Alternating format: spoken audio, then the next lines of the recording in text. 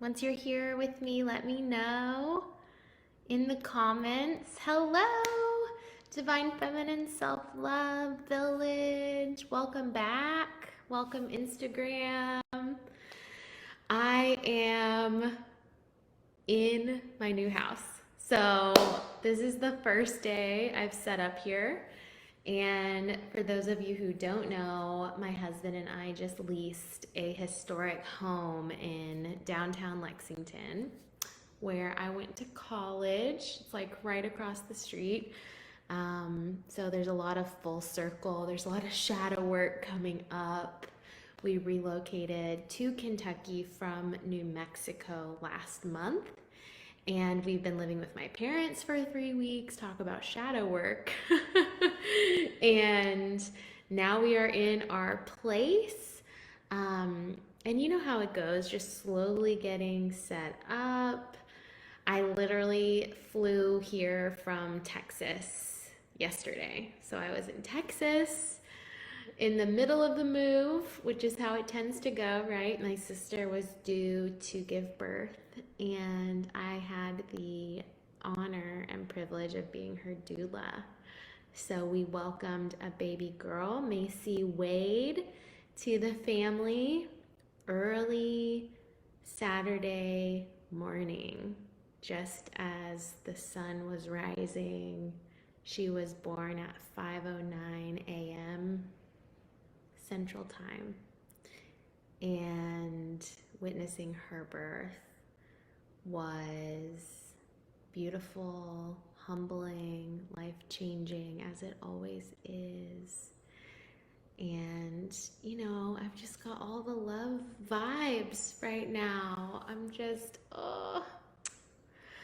filled with oxytocin and joy and gratitude. And I had planned to go live. I did not know where I would be, but I am here in my new house, and I've already got my Palo Santo burning. I had to light it on the gas stove because I don't have a lighter or matches. You know how it is. It's like you just don't have anything. I'll give you a quick. Luna's here. But this is it. This is the house. That came with the house. This is the original mantle. The fireplace is non-working, unfortunately. Give Instagram a little tour. I know I always want like the tour. So this is gonna be like either the dining room or or the living room. What do you think it should be? Let us know. But yeah, we're so grateful to be here. So today, self-love sermon, we are going to be talking about the witch wound. I made it a poll and I got one vote. So this was where the vote was cast. And I was actually really happy because this is a topic I've wanted to do a sermon on for a little while now. And sermons have changed. So if you used to attend my self-love sermons, they were on Tuesday nights. And I would just generally go live on Facebook and Instagram, but now they are going to be Tuesday afternoons. So this is the new time slot, 1 p.m. And I'm going to go live on Instagram still, but also in my Facebook group, Divine Feminine Self-Love. So the replays will still be shared on YouTube and on SoundCloud. But that's sort of the new home and the new time slot. So if you haven't joined the Facebook group yet, come and join us. We're having so much fun. All right. If you're not familiar with me, if this is your first time joining a sermon, welcome, welcome. My name is Ellen Gilbert. I am a self-love coach. I help people reconnect to their bodies, their souls, the land, their ancestors, their cycles, their spirituality, and to really cultivate community in the face of capitalist isolation, to cultivate pleasure in the face of patriarchal shame, to cultivate rest in this society where we measure our worth by how much we produce and how hard we work in the day. Hey Jamie, welcome. So good to see you. So that's a little bit about me. And if you have questions about that, please DM me, reach out. I'd love to give you a free session. And maybe today something's going to spark as we talk about the witch wound, because this is a great portal into the intersectionality of my work. Really, the intersection of internalized capitalism, internalized evangelicalism, internalized patriarchy, and what all of that means for us here today, what that means for women in the modern context with these bodies and these cycles, and what that means for our anxiety, our depression, our disconnection, and our general sense of ungroundedness. So I'm excited for this topic. Keep your questions coming. Once you're here, let me know. Put a comment in the chat. I would love to welcome you.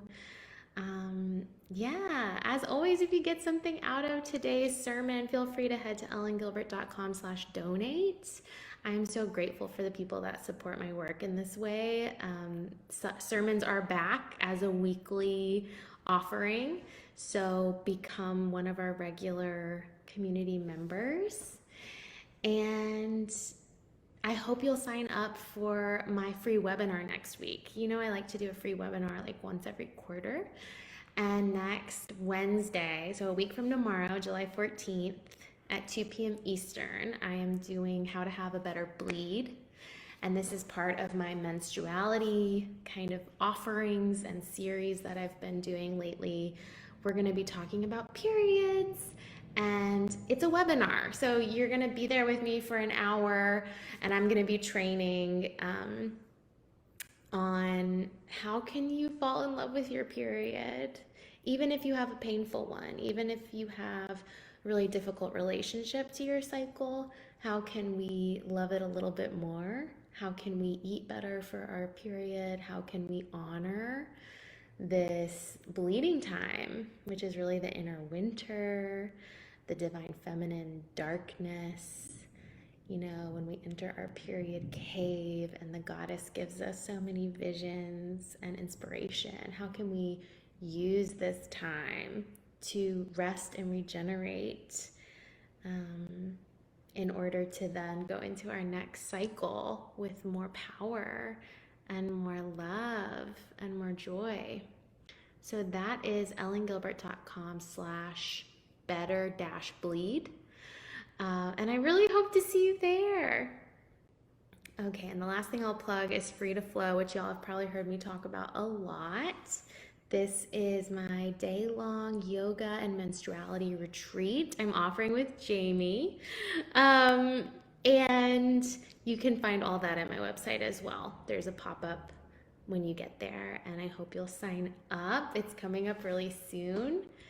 I hope you'll share this replay. Always invite friends to these offerings and let me know what questions you have. So glad you're here, whether live or in the replay with us, dear ones. I don't have a candle because, as I said, I don't have any matches. So light yourself a candle, light yourself, like I did, some Palo Santo or some herbs or some essential oils you want to diffuse, whatever you need to do to really cleanse your space. I invite you to do that now. I'll pretend that this is still lit. I already cleansed my house this morning, my brand new house, new to me, built in 1910. We think it was rebuilt after a fire because all the other houses here are from the 1800s. And we're going to talk about cleansing today and what that means and why we do it. But for now, just light yourself something and hold your intention in your heart, maybe closing the eyes. Why are you here with us? How do you want to feel at the end of this sermon? What are you wishing for yourself? Take a deep breath in. Let it go. May we all feel connected by this circle. And so it is. And so it is, dear one. Check-in question to begin. Have you ever felt like an outsider on account of your witchiness? Have you ever felt like an outsider on account of your witchiness? If you don't consider yourself a witch, maybe replace witchiness with spiritual differences, curiosities, rituals, magic making. But has anyone ever shamed you for this? Or maybe just internally you felt different, ostracized, othered? Well, I definitely have. Absolutely. People get real curious about what I do, and they're like, "Are you a medium?" And my response is, "We are all mediums. We are all mediums." We're going to talk about that. Because what does it mean to be a witch? Let me just start here before we dive into our opening meditation. Okay. The word witch comes from the Anglo-Saxon word that means wise one or seer. Seer, S-E-E-R. One who can see the future, one who can see what's really going on, an intuitive person. It wasn't originally a gendered word. It didn't mean woman, which just meant that wisdom. And if you go really far back, it was a word used in front of someone's name to connotate that they were a good person or a person who was following the customs of the land. And that comes from the Celtic culture. So really, like, indigeneity is tied up with this word witch. It's about being sensitive to the ecosystem, the balance of nature, and having a certain kind of wisdom. And as it became gendered to really mean wise woman, when we look back at some of these old European cultures, but also many indigenous cultures around the world, women were the knowledge keepers around the mysteries of birth, death, plant medicine, ancestral knowledge, and spirits. So this is where we get all the context around the gendering of the word witch. So it's really important to keep this in mind because we're talking about the witch wound. So with all of that in mind, think about the part of yourself connecting back to perhaps your mother, any aunts you have on that side, your grandmother, all of the women of your maternal line. Find this wisdom that has been passed down, woman to woman. Maybe it's recipes, rituals, sacred objects, practices, maybe your spiritual heritage, a knowledge of what to do when menstruation begins, a knowledge of what to do when one gets sick, or when one dies, or when one is born, a knowledge of how to tend to the land. Close your eyes and really paint a picture for yourself of this witch within.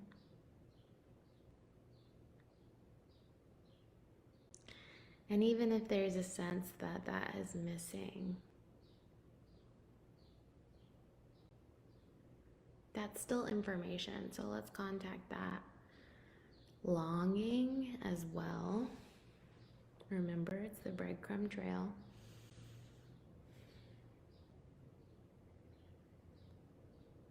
A longing for connection and for remembering.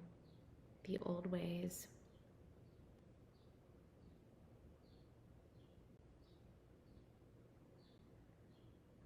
Let's take a deep breath in through the nose, filling the lungs completely. Out slowly through the mouth. Placing your feet firmly on the earth and your hands in your lap.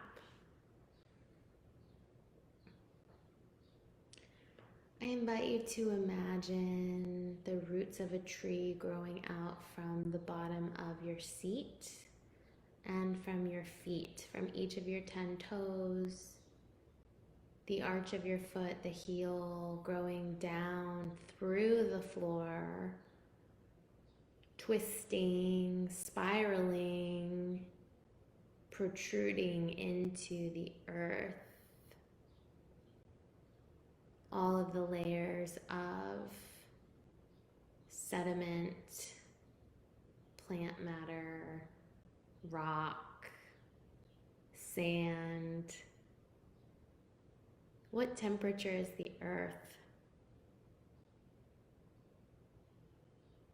What color is the dirt?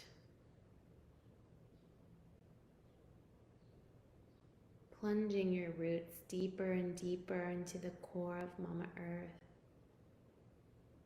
Grounding your spirit and your body down, down, down. And you're breathing. And you're breathing. Allowing every muscle of the body to be overcome by gravity. Sending now down through those roots any tension, fear, any pain or suffering. It's time to let go now. It's time to let go now. Let go now. Now.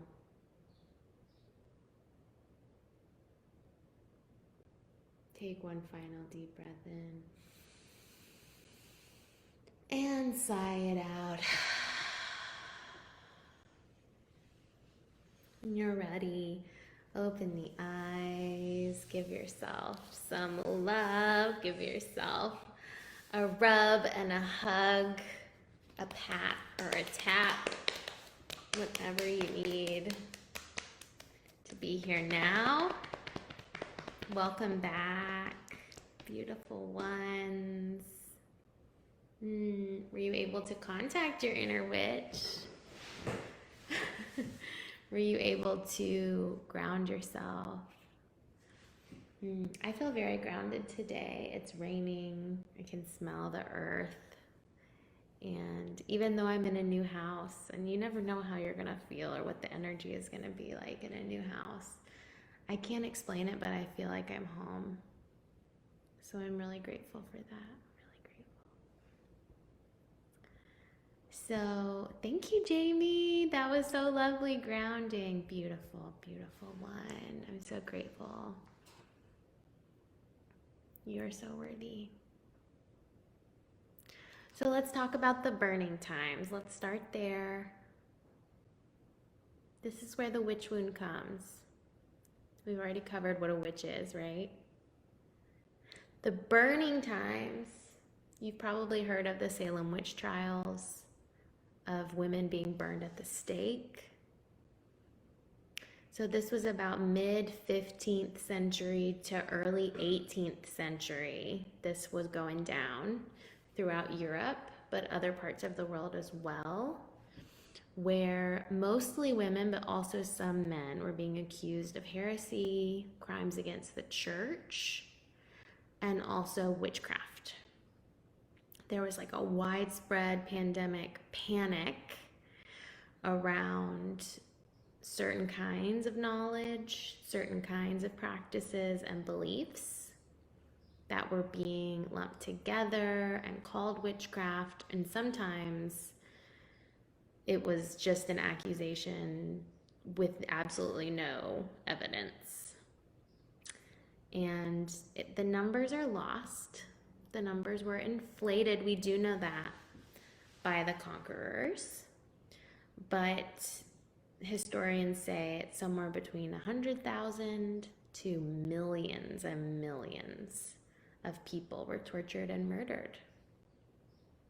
So what does that bring us to? We have this legacy, right? This legacy of fear and control around women and their knowledge,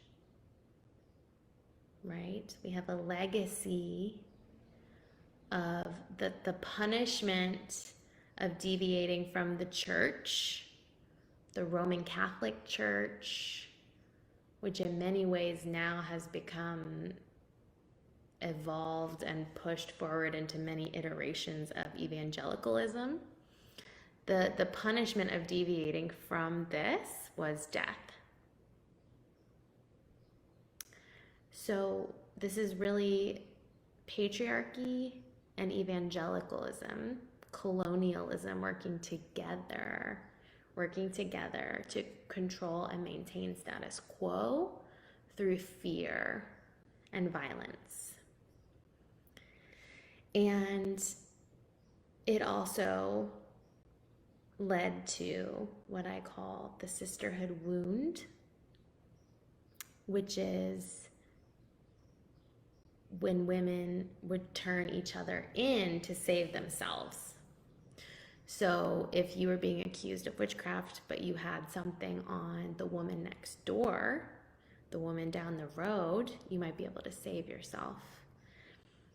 So it's no wonder we have modern competition, cattiness, you've heard it called,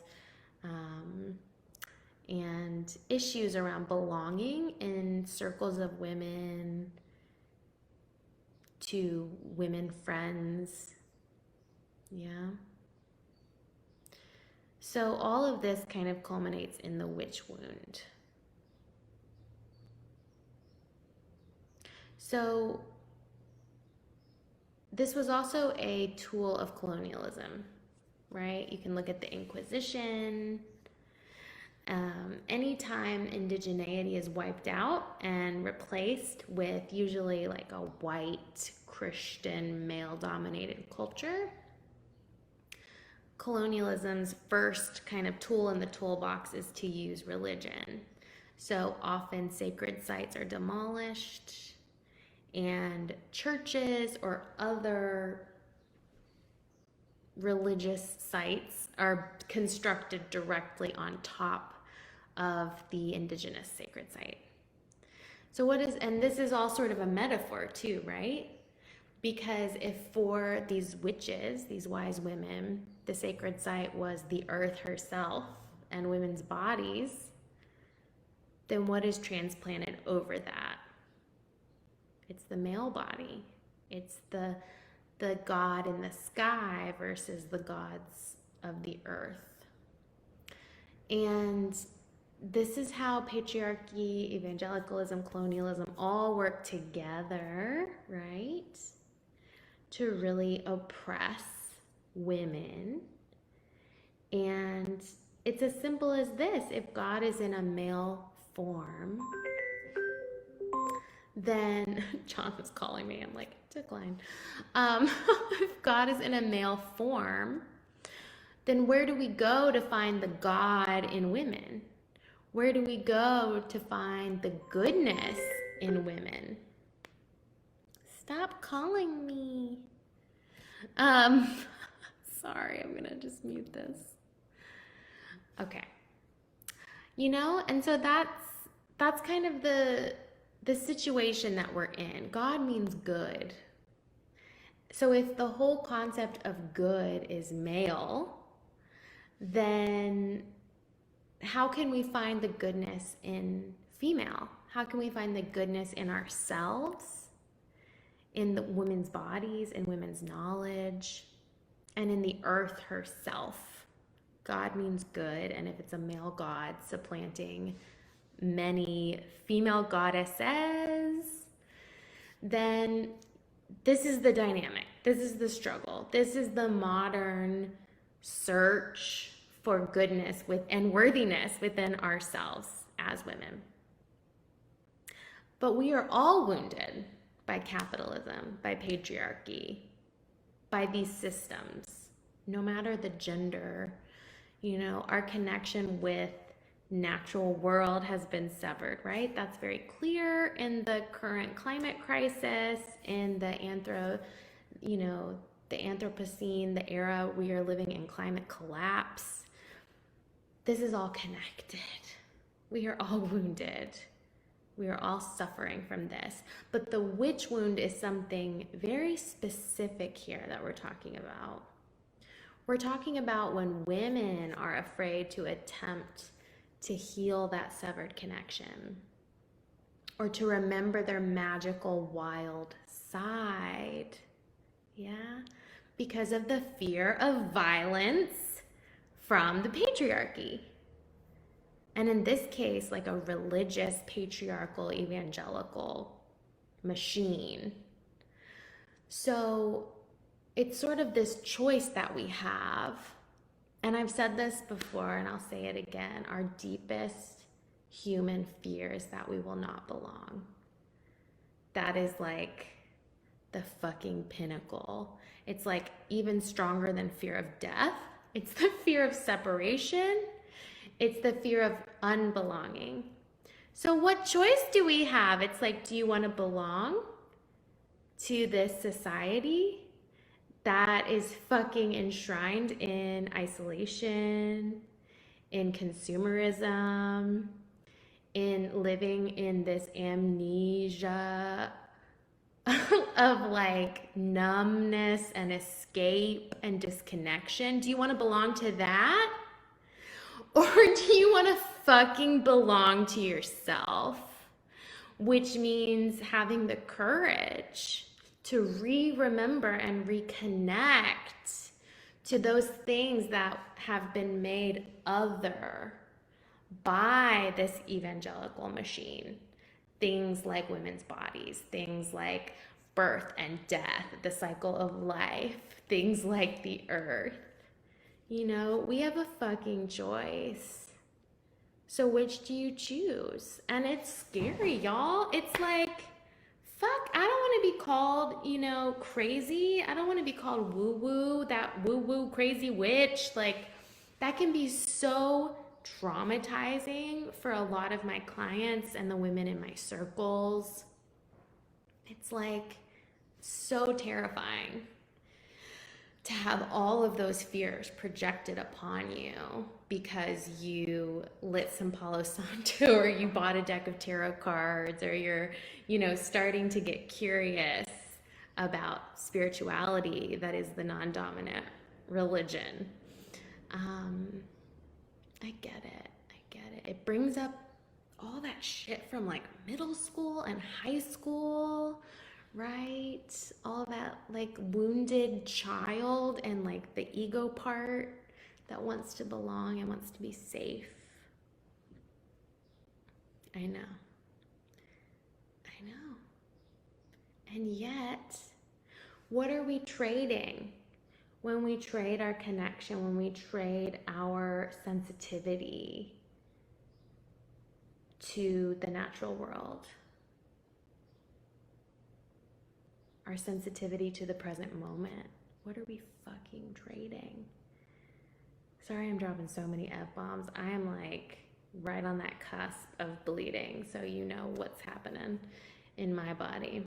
Lots of F-bombs for days. When we trade sensitivity for numbness, when we trade Mama Earth for some form of belonging to a modern consumer society, we give away our power. We say, I don't have the wisdom. I don't have the knowledge. I need to, find it. I need to outsource it, is what we're saying. And as someone who is a doula, I think I can say that now. I know I can say that. I'm empowering myself to say it. This is all connected to birth because midwives were fucking burned at the stake for being witches, okay? It's this very class of women that I'm talking about, women who had these mysteries of the cycle of life and death, and that absolutely included midwifing a person through labor and birth. And now we see the way that capitalism, patriarchy has outsourced. So the wisdom is not in women's bodies anymore. It's in the hands of usually a male doctor, right? Who's going to put you on this conveyor belt of industrial birth. And we know the outcomes are shit. I mean, we are in the United States, we have the highest rate of maternal mortality of any developed country. Like this is the outcome. This is what happens when we outsource women's wisdom to this patriarchal, and I mean like toxic patriarchal, because there is such thing as divine masculine energy. And we are so not embodying that as a society. It has become so toxic, right? I hope this is making sense, y'all, but this is all the witch wound. This is the witch wound. It's that fear of being found out, of coming out of the broom closet, as we say, as a magical, wise woman, as a magical, wise person. What kind of belonging will you choose? What's most authentic for you? And believe me, we are cultivating authentic witch belonging in Divine Feminine Self-Love, my Facebook village, in my group programs, in my moon circles. Like, this is happening, and you can find a moon circle near you, and if you can't, DM me, I will help you start one. You are not alone, and you are worthy of the woo-woo. But this is how the witch wound kind of works. It's all this fear, right? We have a fear of separation from community. That is what I said. That's the prime fear of all human beings, because we're pack animals. We need each other. We need each other to survive. But there's also a fear of being separated from sisterhood, from like other women who know what we're going through. And as I said, that's called the sisterhood shadow.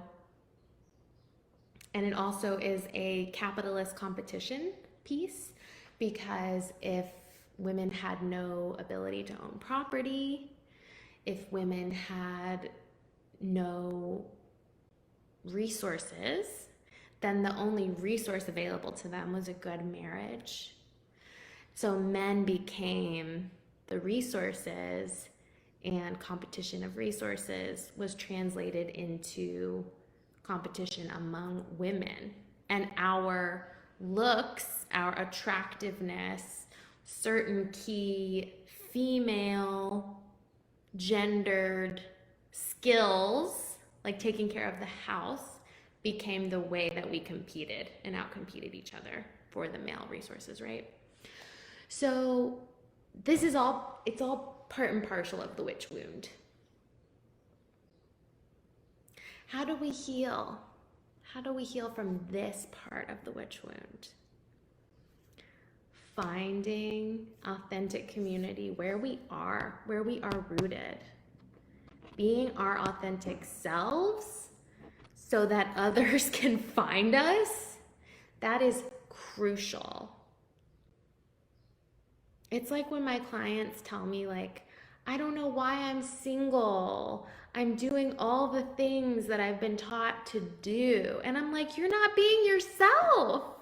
You're being who you think your partner, your future partner would want, but you're not being you. So it's no wonder you're not attracting your person. It's the same with community. If you are not being your authentic self, how the fuck do you expect to attract your authentic community? It doesn't work that way. You don't get to wear a mask and pretend to be some put together, whatever you think you should be, and then also actually get authentic community. You have to make a choice, and it's scary. And the fear and anxiety you feel about being your true self is the witch wound. So maybe it's helpful to put it into context and to remember that when you are your authentic self, you will find your people. I think we all have examples of this. I'm gonna take a sip of water. And they are waiting for you. Like hundreds of people are waiting for you to be your authentic self. It's so beautiful. It's so beautiful. Yes. So if you have any questions about that, I really recommend signing up for Womanifest. That's my group coaching program, and we get into all things woo-woo, sisterhood. It's a coven. I absolutely love that program. So DM me if you have questions about that, or starting your own moon circle, because that's really healing and beautiful for everyone involved. You get to talk about these types of fears. And, you know, there's nothing that turns shame into connection like community and being witnessed and witnessing each other in what is the same? What is shared? You are not alone. You are not alone. Okay, so fear of separation from community. Another big fear is the fear of expressing your magical side, your magical, wild nature. Okay, so from a spiritual perspective, it's no secret I left evangelical Christianity over a decade ago. It was the hardest thing I ever did. My identity was so wrapped up in being in church like 7 days a week. I kid you not. My identity was wrapped up in this idea of good girl with, you know, Father God in the sky kind of situation. It was really hard losing my parents' respect in that way. It was very difficult coming out in that way. Being told that I might go to hell, you know, or I was going to hell. A lot of shame, a lot of trauma, right? Ultimately, one of the best things I've ever done, because I get to be me now, and it's so much better. So if you're on the fence about that, book a free session with me. We can talk through it, just about the actual logistics around taking those steps. But many people have done it, are doing it, are being true to themselves. And so now, yes, we are heathens, Emily. I love you so much. So now, you know, I get to be my polytheistic, animistic, spiritual self. And what that means to me is there is a spirit, there is a soul, there is God or good in everything, I get to worship nature, I get to worship the moon, I worship my body, my cycle, I get to see the divine in all humans around me. It is such a beautiful path. And the fear, though, that kept me from expressing my true spirituality was absolutely the witch wound, because it was not safe for women in my ancestry, like in my DNA and my genetics. That fear still lived, and I have many women in my moon circle who have memories of being burned at the stake, who have past life dreams about, and I say many, I think like 3 have come forward and told me these stories,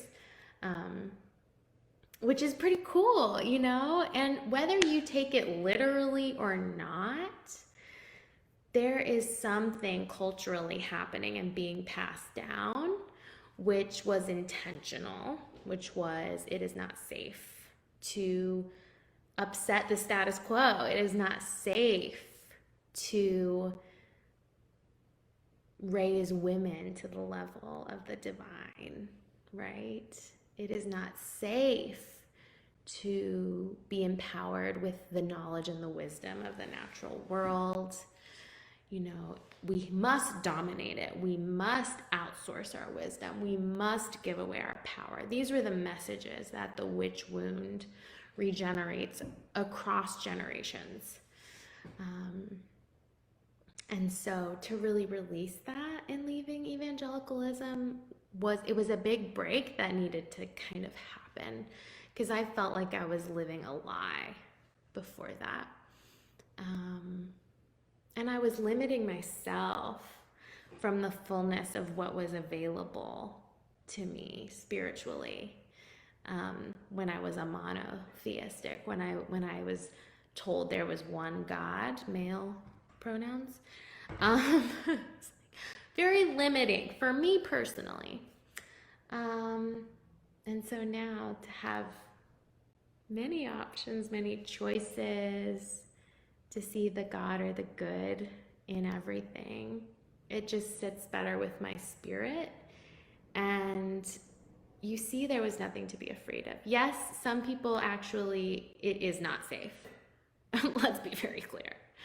For some people, it is still physically, literally unsafe for them to be anything but whatever the dominant religion is, especially for women, to express their beliefs openly.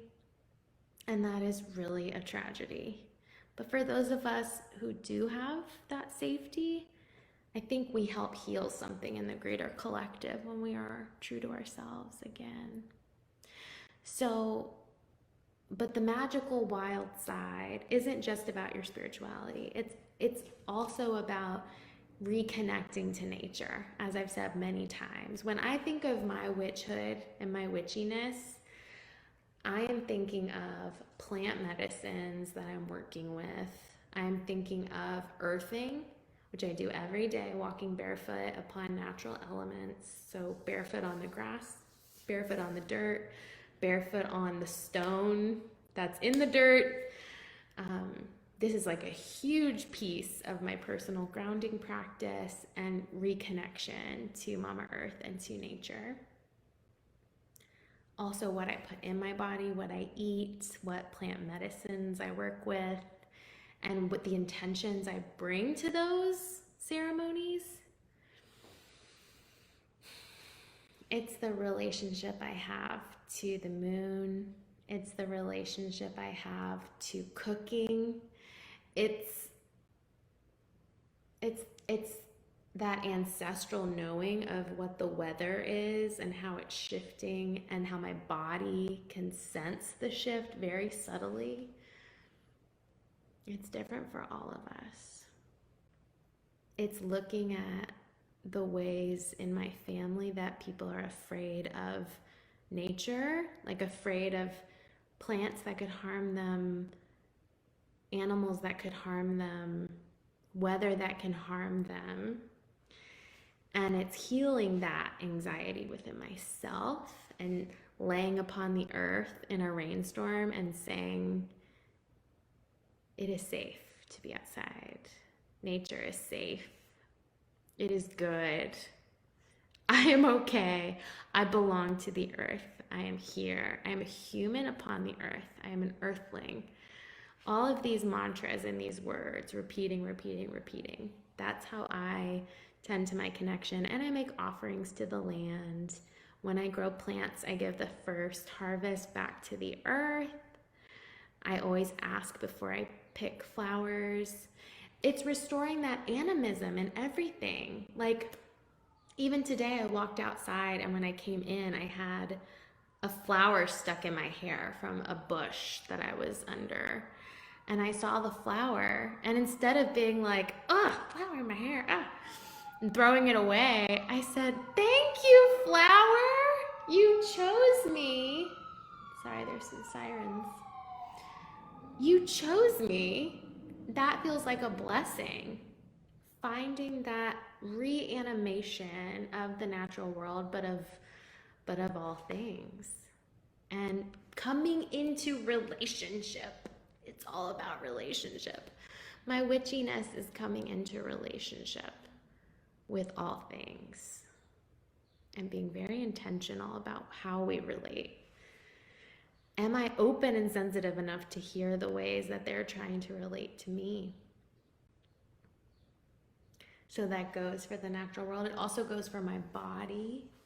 Huge portal to, your body is the gateway through which you can sense your connection to earth, to others, to history and ancestry, to story. This is it. Like, we don't know what's next or what was before, but this is it. So come into it, come home to your body. That's very witchy too. Part of the witch wound is that severed connection to your own body, especially if you're in a female body and you've been taught that menstruation is a curse and it's dirty and it's bad and you can't talk about it. Don't talk about it. Don't post videos to TikTok of you doing a blood ritual with your menstrual blood and the earth like I did and get lots of haters in the comments. And someone actually said in the comments, burn the witch, and I just laughed because this is what I'm talking about. This is the witch wound. This is it. And it's what keeps so many people not only in the broom closet, but separate from their body, separate from their authentic community, separate from the earth. And what a tragedy that is. Because you will suffer more, you will have more anxiety, more depression, more isolation and disconnection. You will live a life of disconnection from your purpose, from your expression. And I'm just not about that. So I'm here to wake us the fuck up. Okay. So reconnecting to the body.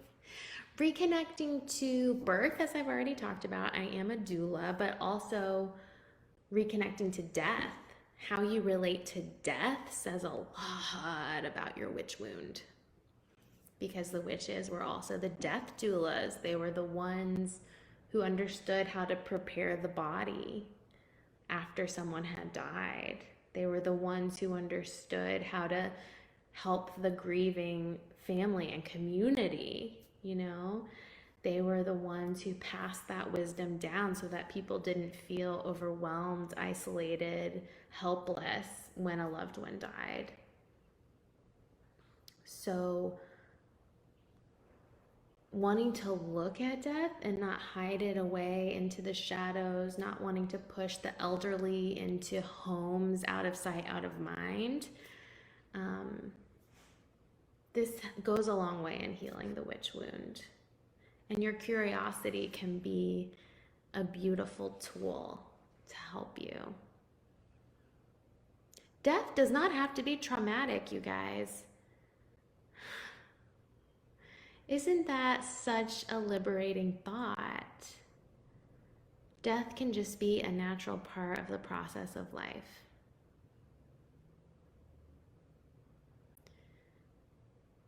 There doesn't have to be pain. There doesn't have to be fear. Just like with birth, it can just be a natural process that happens. That was never not going to happen. And you can start cultivating this magic in you by every day just reminding yourself, I'm going to die. How do you want to relate to that truth? Because how you relate to that truth determines what you are running from, what you are avoiding while you're alive. Like, we will all be dead in 100 years. You know, give yourself some friggin' context. Okay. And then the last fear, so we've talked about fear of separation, fear of expressing your magic and your wildness. There's also this fear of uncomfortable emotions. I know I'm getting to the end of the hour. I'm having so much fun talking with y'all. I'm just kind of riffing today. Feels good to be back. Fear of uncomfortable emotions. This is a really big one that I'm passionate about as a mindfulness meditation teacher. And it goes back to what I was just saying. If we're avoiding death, uncomfortable emotions are just a metaphor for death. We don't want to sit with them or be present or open to them because our brain is registering them as death, as unsafe, run now. So we can work with these in tandem, right? Healing our relationship to death, healing our relationship to discomfort. The book I recommend for all of this witch stuff is called The Witch in Every Woman. It's by Laurie Cabot and Jean Mills, The Witch in Every Woman. The subtitle is Reawakening the Magical Nature of the Feminine to Heal, Protect, Create, and Empower. And she breaks down witchiness as these, it's really four magical sides: healing, protecting, creating, and empowering. Healing, protecting, and creating, I feel like is what she focuses on. But she talks about in the book how witchcraft, anything that shifts energy is witchcraft. So when you set an intention, that's witchcraft. When you say a prayer, that's witchcraft. When you have a hope or a wish or a dream, or you're trying to manifest something, that's witchcraft. Anytime you're shifting energy, that's witchcraft. And witchcraft is holy, good, sacred. There's nothing evil. There's nothing negative. We're not casting spells to harm. It is all good. It is all good, y'all. Magic is good. So, the shifting of energies. So what does that tell you about working with uncomfortable emotions? How do you want to work with them? You can transform them. When you are working with your body and opening to its natural sensitivity without resisting it, when you are opening to the resources all around you from the natural world, from your earthing practice, from your meditation practice, from your plant medicine practices, you are resourcing in order to handle, sit with, but also transform discomfort, feelings of being unworthy, fear, anxiety, depression, grief, trauma. Anytime you're healing, you're practicing witchcraft. So the witch wound, we need to heal this in order to heal everything else. This is the portal. This is the gateway. This is like step one.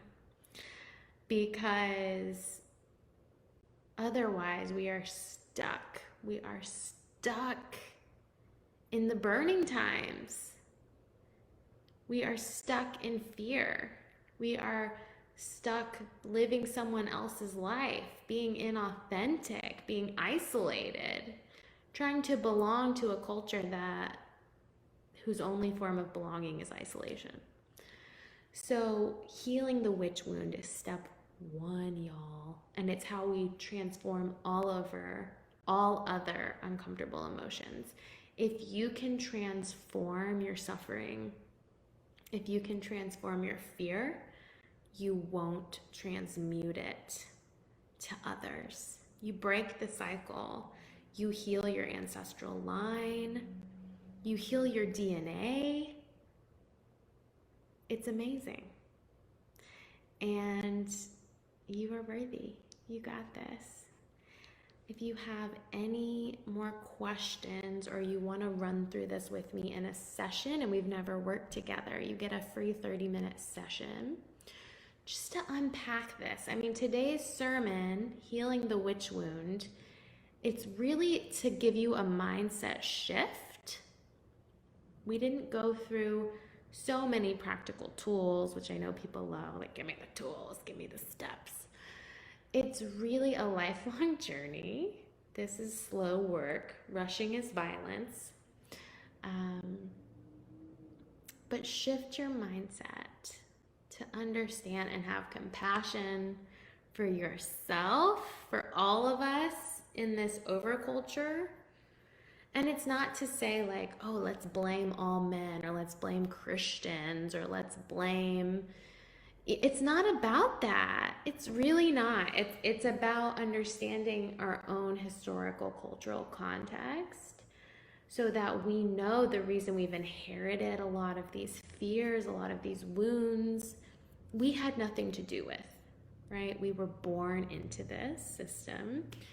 And what do we want to do with it now? Who do we want to be?